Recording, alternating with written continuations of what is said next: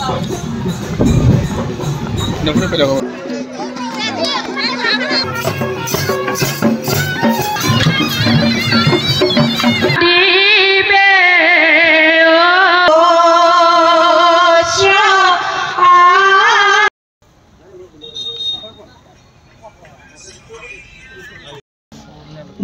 দুলাল কৃষ্ণ দাস সাঙৰীয়া খোৰাপুৰ ৰঙালী বিহু উদযাপন সমিতিৰ তৰফৰ পৰা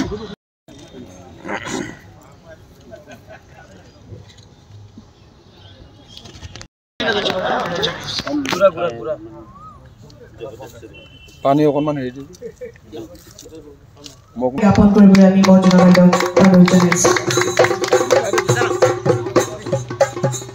আজি আমি 67তম কেন্দ্ৰীয় ৰঙালী বিহু আজি প্ৰথম দিনা কাৰ্যসূচী আজি হ'ল বৰদুমাহী আজি বৰদুমাহী মানে মানুহ বিহু আজি মানুহ দিনাখন আমি যথেষ্ট প্ৰগ্ৰাম আমাৰ আছিল শোভাযাত্ৰা আছিল জ্যেষ্ঠসকলক যিটো আমি আশীৰ্বাদ লওঁ তেওঁলোকৰ পৰা গতিকে আমাৰ প্ৰায় 100জনৰ ওপৰত আমাৰ জ্যেষ্ঠসকলক আমি আদৰি আনিছিলোঁ তেওঁলোকৰ লগত আমি মনোবাৰ্তা কৰিছোঁ সুখ দুখৰ কথা লৈছোঁ আৰু ল'ৰা ছোৱালীৰ খেল ধেমালি আছে সাহিত্য সংস্কৃতি এইখিনি আছে গোটেইখিনি আছে গতিকে আজি অসমীয়া জাতি যিহেতু আজি বাপতি সাহোন ৰঙালী বিহু গতিকে সমগ্ৰ ভাৰতবৰ্ষত সমগ্ৰ অসমত আজি পালন কৰিছে ভাৰতবৰ্ষৰ বিভিন্ন ঠাইত পালন কৰিছে গতিকে আমি বিহু ৰাইজক আমি বিহুৰ যি বতৰা যি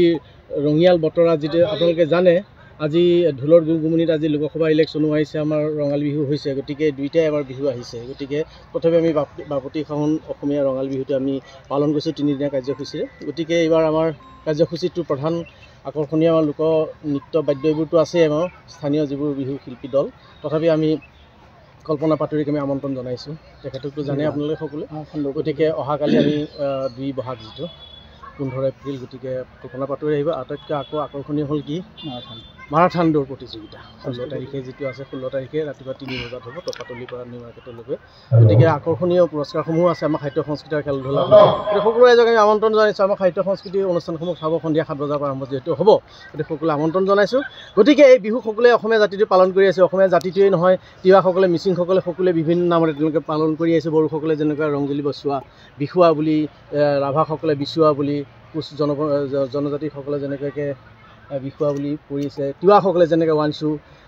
ঐনিতম যেনেকুৱা মিচিংসকলে গতিকে বিভিন্ন আমাৰ পালন কৰি আছে গতিকে আমি এই মাহটো এই 7 দিন আমি যথেষ্ট আনন্দ উৎসৱৰ মাজেৰে আমি বিহুটো পালন কৰিম বিভিন্ন জাতি জনগোষ্ঠী আৰু অসমীয়া জাতিৰ সৈতে অসমীয়া জাতীয় হৈ থাকিব আৰু আমাৰ ভাষা সংস্কৃতি